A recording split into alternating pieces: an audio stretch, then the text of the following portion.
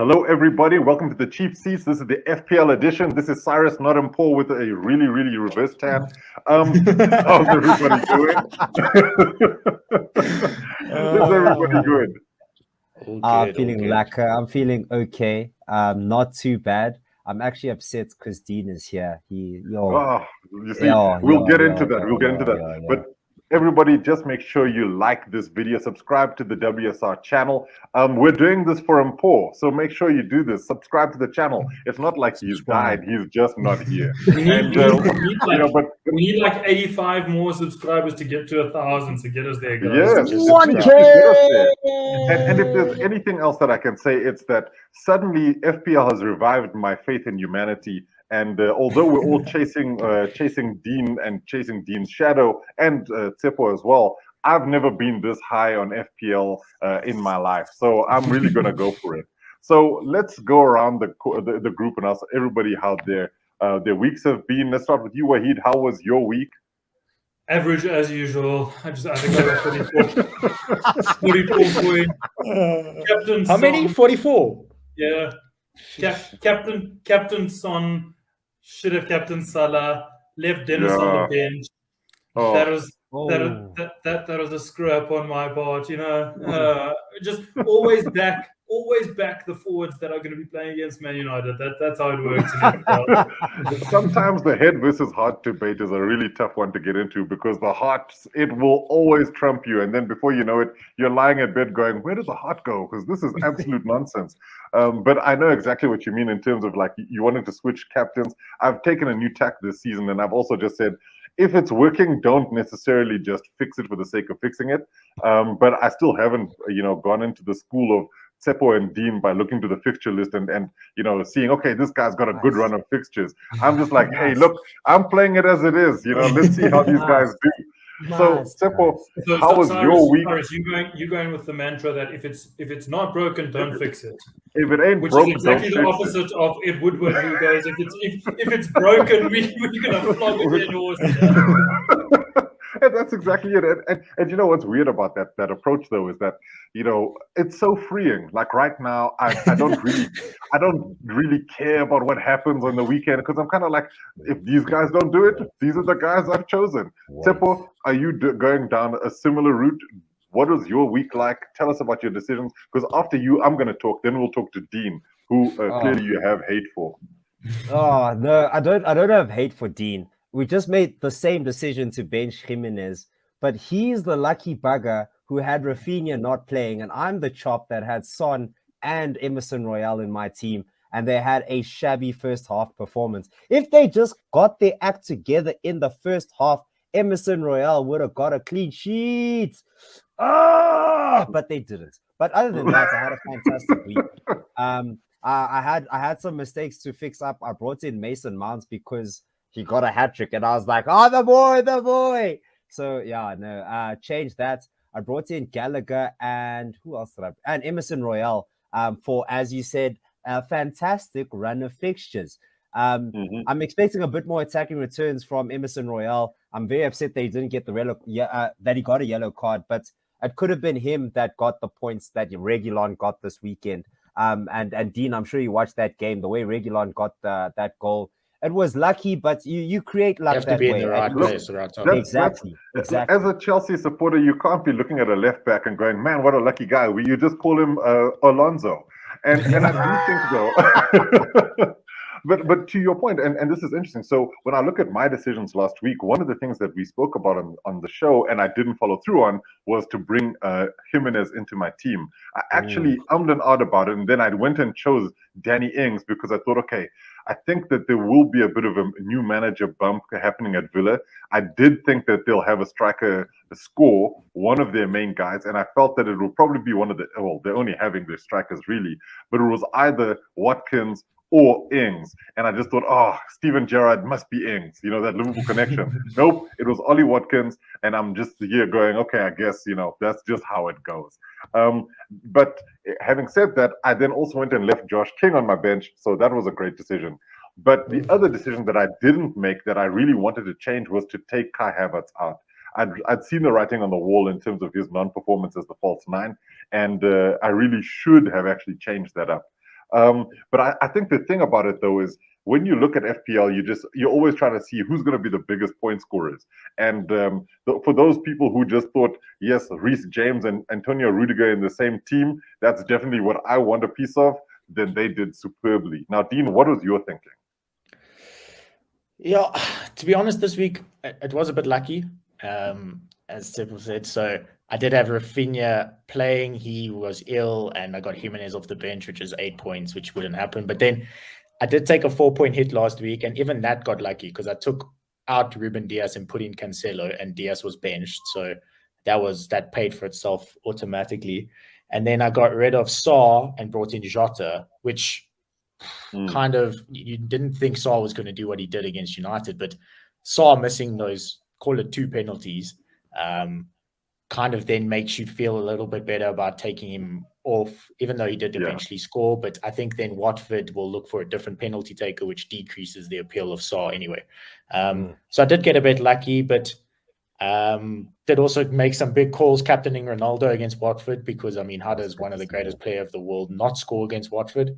But that was how I did. It's exactly how it happens. Got a good assist for Donny, which I was very happy about. FPL points, so. He's got FPL points, but yeah, not captaining Salah just goes again to prove don't not captain Salah. He seems to be one of those constants this season. You know, like I remember past seasons, you'd be like, okay, always have Trent as your right back, or one of your defenders. And I've gone against that rule and just not done that for some reason. But we've spoken about the past, and it's a really beautiful place for some of us, Dean, and not some of us, Wahid. So let's look at what's happening in the future. Let's take out the crystal balls, and we'll start with you, Tsepo. We want to know, in fact, let's start with Wahid, actually. We'll start with Wahid. So, Wahid, you're making 2 transfers in this week. Reece James, Cancelo. The differential is Ismail Assar. Out go Brandon Williams and Matty Cash, and you're captaining Mo Salah. Please tell us about your picks here. Yeah, so basically, I started off in the land of 7.5s, where I just had 7.5s all over the pitch. That didn't work out, so I scrapped that plan. I took a couple of weeks to get to a point where I had Lukaku, Ronaldo, and Salah all in the same side. That didn't work.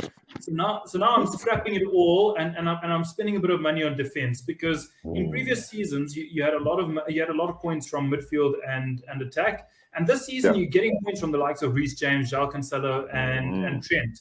So I've gone a little bit cheaper in midfield, where Salah is my only big hitter. Well, I've got Salah and Son; those are my big hitters. But I've mixed that up with Saar, with Conor Gallagher, and someone who I'm forgetting. And my defense is now a little bit more expensive, because I had some budget options in defense. I had Matty Cash.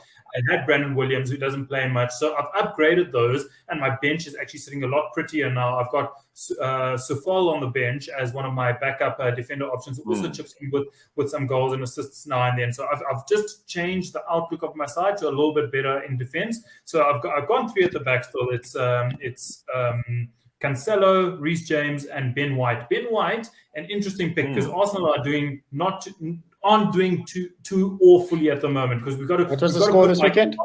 We've got to put like Arsenal tax against Liverpool at Anfield.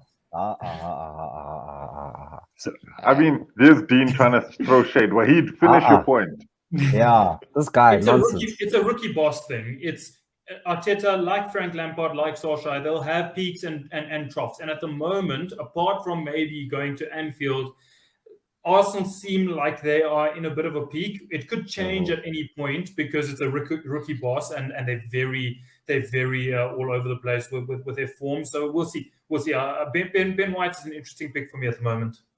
I like it. He is one of those players where you can see why Arsenal purchased him. You just can't see why they purchased him at 50 million. But I guess that's also just how things go in football, right? So, Seppo, we've spoken about Wahid's team. You're now doing some incredible things in a bucket hat in your picture.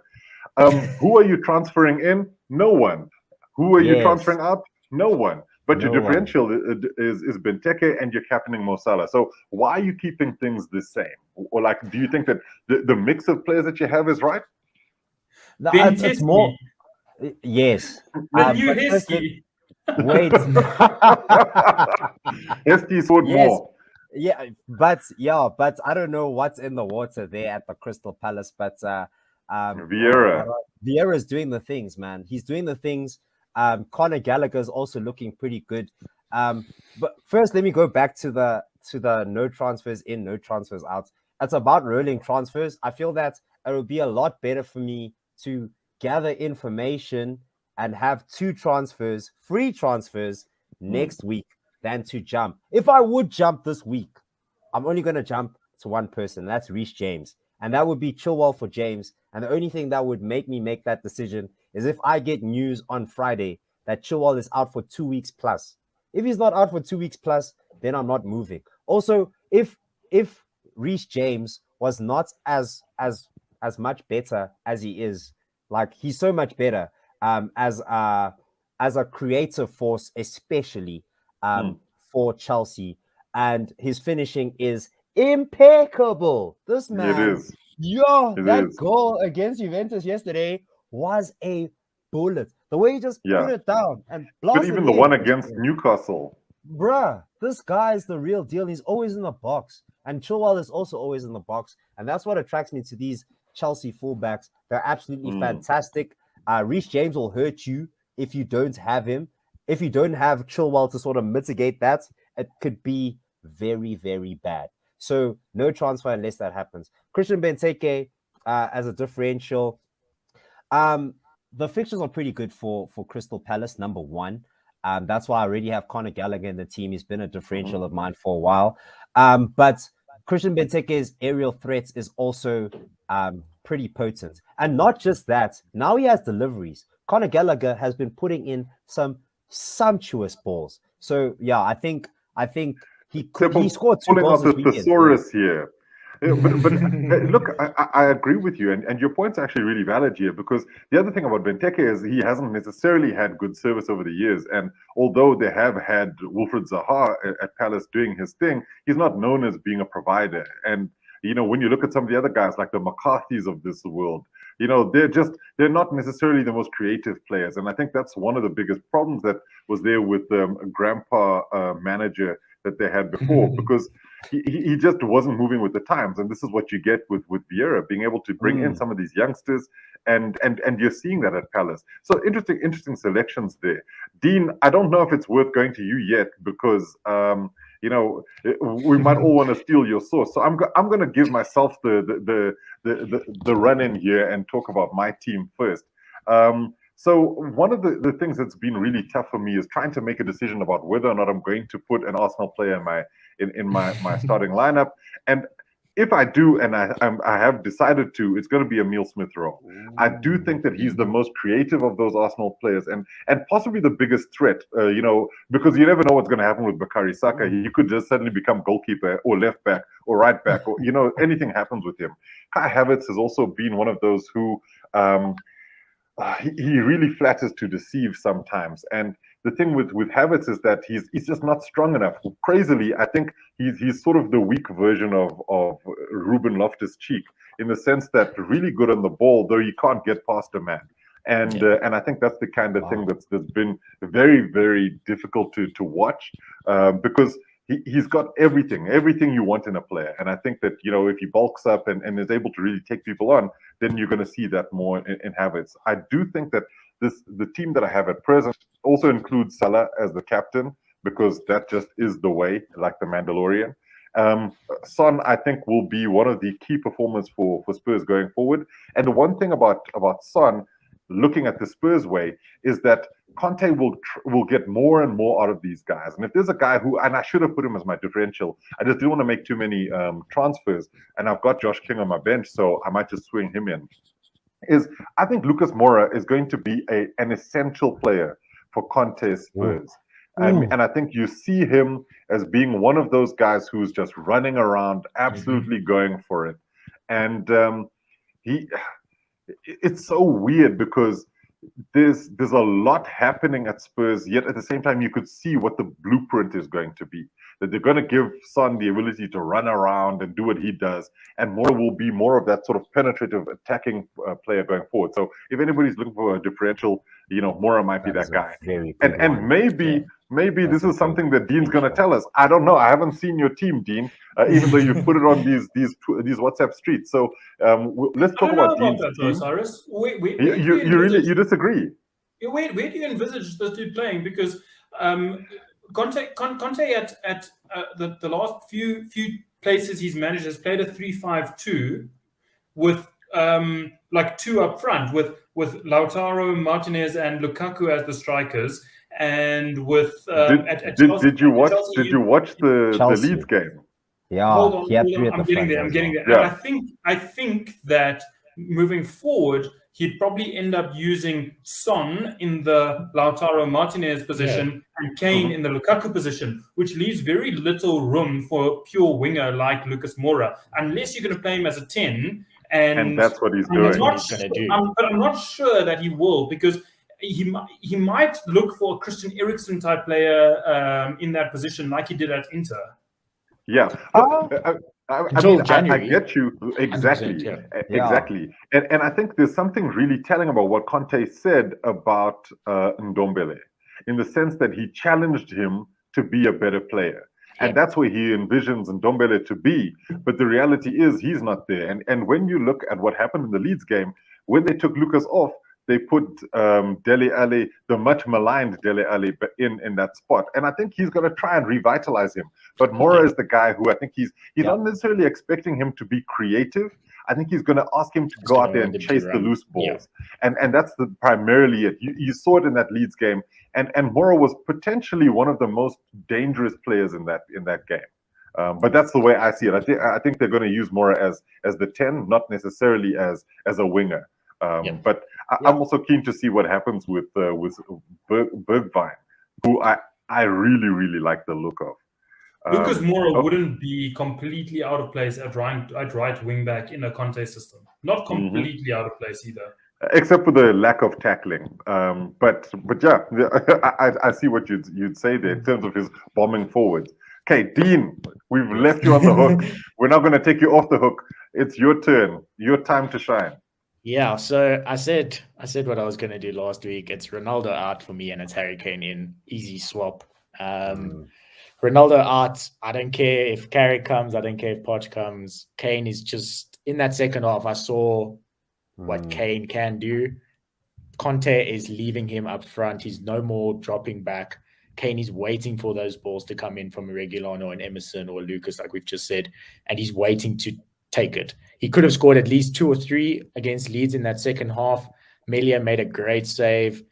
He turned the ball and he got taken out. And Calvin Phillips was man-marking him for most of that second half, which is very tough to play against Calvin Phillips. He's an England international, so 100% Leeds did well there to man-mark him. But Kane will do great things, and I'm very tempted to – I've said there Captain Salah, but I'm very tempted to captain Kane this week as well against Burnley, because Burnley they got leaky. They're looking a little bit leaky, and as Tarkovsky's also out this weekend, suspended, and I don't know, it's not Ben Mee, but one of the other defenders is also out in suspended on 5 They'll just bring a tree in and just have the tree move around. That's Burnley. I'm tempted, but Salah versus Southampton at Anfield is also, touch and go. So the big thing that I wanted to say more is differential as Reguilon, and the reason why is Reguilon seems like a player that Conte is looking to focus on and get the most out of. Reguilon is the one talking most to the press, saying this international break has been horrible for him because all he did is run for 2 weeks. And that's exactly what Spurs fans want. That's exactly what you want to hear Conte doing to the Spurs team. And Reguilon, there was punishing them with fitness. Exactly. And he got into the right positions at the right time. That goal, 100% lucky, but you have to make the run.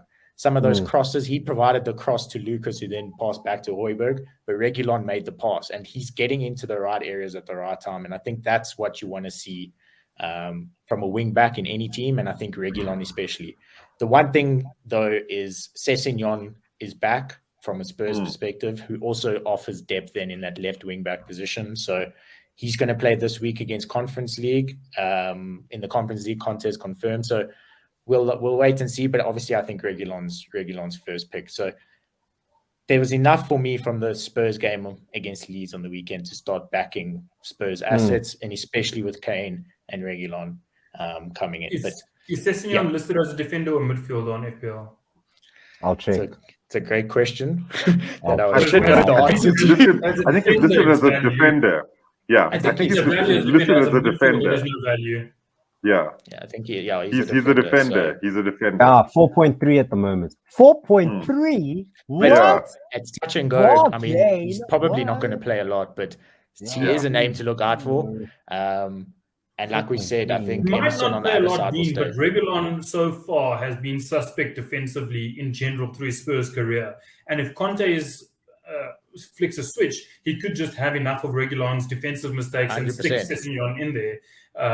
Because let's not lie, Reguilon hasn't been all that for Spurs so far. Very good going forward, very suspect defensively.